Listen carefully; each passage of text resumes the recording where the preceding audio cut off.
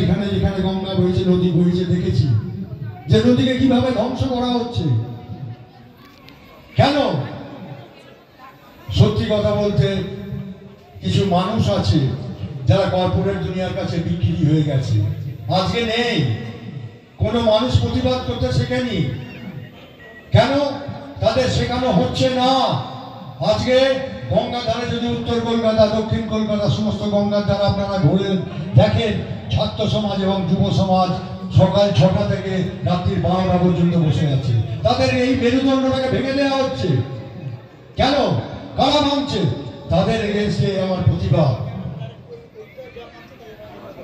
আরো এখানে অনেক বক্তা আছে, আরো বলা যেত, কিন্তু তার আগে আপনাদের কাছে আবেদন রাখছি, গাছ আমাদের বাঁচার অংশ, বাড়া গাছের বংশ।